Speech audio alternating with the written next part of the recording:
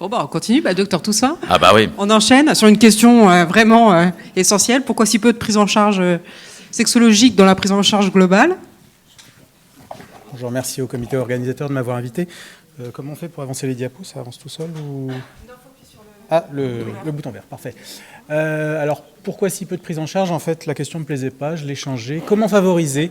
Tout simplement parce que c'est bien de montrer les problèmes, et les solutions, c'est mieux. Ça permettra de répondre à la question de ce matin. Il faut arrêter de s'autoflageller. On fait déjà pas mal, on fait ce qu'on peut, et du coup, à trouver des solutions simples et essayer de les mettre en place, ce sera plus facile.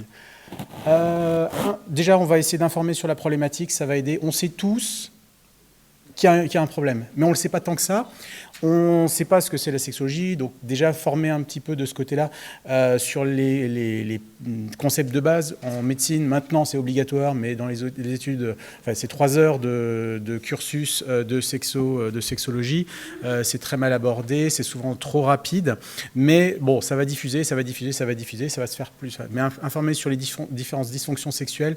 Et pourtant, on a une littérature riche, même cancer et sexualité, Vican 2, Vican 5, des études comme Canto, des études françaises. Et tout ça, ça commence à se diffuser. Ça évoque les problèmes. Maintenant, il faut voir les solutions. Former et éduquer. Bon, on est là pour ça.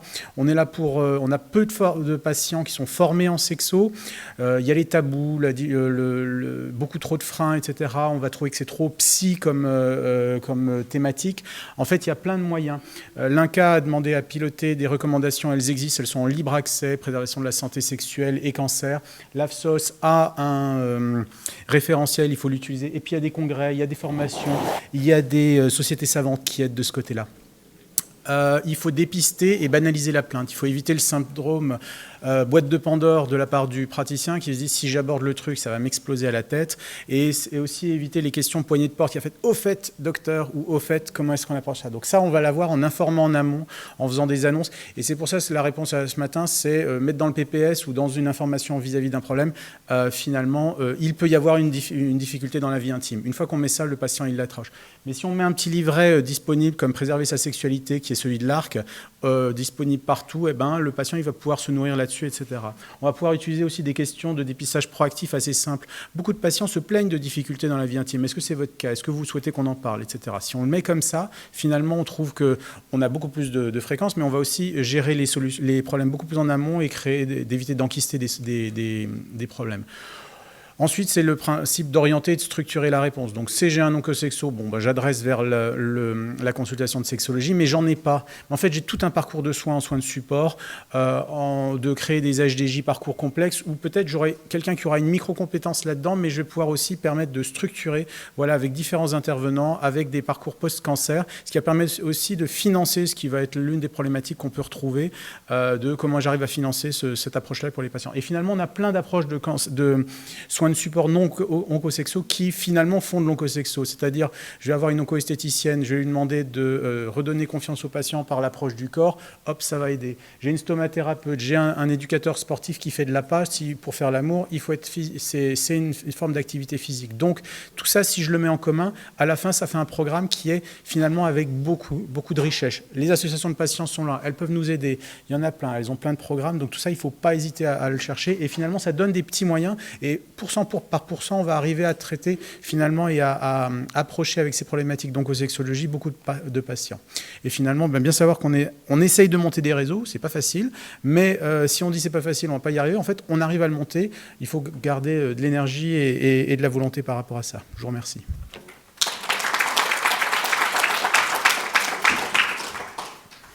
Finalement, l'aborder, c'est quand au moment du cancer? Tout le temps. N'importe comment. Alors Pierre Bondil serait là, il dirait celui qui ne le fait pas, il est criminel. Mais c'est-à-dire qu'on n'a pas forcément, on annonce beaucoup dans la consultation d'annonce. Ok, la patiente que j'ai vue hier pour un cancer du sein triple négatif pour sa première consultation, je ne veux pas forcément l'aborder. Mais je vais dire peut-être que finalement le traitement va induire une ménopause, ça aura des conséquences peut-être sur la vie intime. Le fait de rien que dire ça, ça m'a pris 3 secondes. Derrière, j'aurai le temps de le rattraper. Et si j'instille aussi aux infirmières de parcours, à l'ensemble des intervenants du parcours, petit à petit, on trouvera le moyen de récupérer les personnes qui ont des symptômes beaucoup plus lourds, des difficultés plus lourdes, et on arrivera à améliorer finalement la prise en charge de ce côté-là. Donc on peut le faire pendant l'annonce du traitement. J'annonce une hormonothérapie, je dis à la fin, bah oui, il va y avoir des conséquences de sécheresse, on peut partir des symptômes, et finalement on va arriver à découler sur les sécheuses vaginales, les dyspareunies, etc., l'irritabilité ou que sais-je. Quand on fait de la prostate, oui, mais surtout les autres cancers. Cancer ORL, on va dire, vous aurez des difficultés pour embrasser, pour manger, etc. Mais si vous le dites aussi embrasser, eh ben, hop, vous pouvez enchaîner dessus. Et c'est juste utiliser le bon mot, sans être grivois, sans être mal intentionné. C'est juste informer. Et ça, on peut le faire très tôt, en fait. Ici, vous êtes tous des oncosexos convaincus, mais finalement, comment c'est reçu dans votre grand monde de l'oncologie, vos grandes fiestas, 30 000 personnes, etc. Est-ce qu'il y a vraiment une place, l'ESCO, tous ces stands de folie, d'argent, quelle est la place? Comment est-ce que la sexualité est rentrée, juste pas pour faire un peu chic, mais est-ce que ça commence à ébranler des consciences? On va le faire. Oui, il y a des. J'ai parlé de l'étude Canto. L'étude Canto, c'est en plénière à l'ESMO l'an dernier. Alors à Paris, ok, mais rien que sur les difficultés. Alors la conclusion, c'est toujours la même. Il faut mettre en place des actions, etc. Mais ça, c'est pour montrer que déjà, le problème est identifié. D'accord. Si l'INCa demande à publier et à écrire des recommandations sur justement cette thématique, que le panier de soins de support oncologique s'est développé avec ces 5 axes supplémentaires que sont l'oncosexo, l'oncofertilité, l'activité physique adaptée, c'est qu'on sait que ça a des conséquences finalement dans la qualité de vie des patients.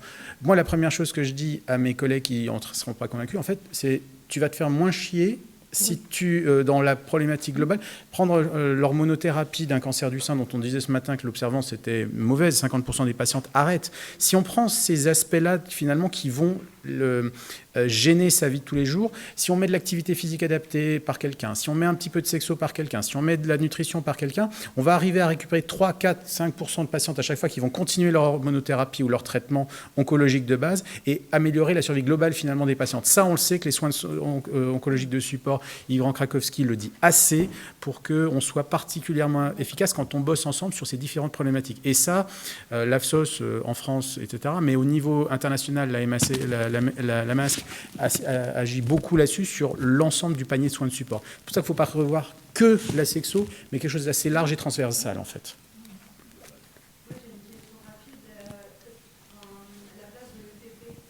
Oui.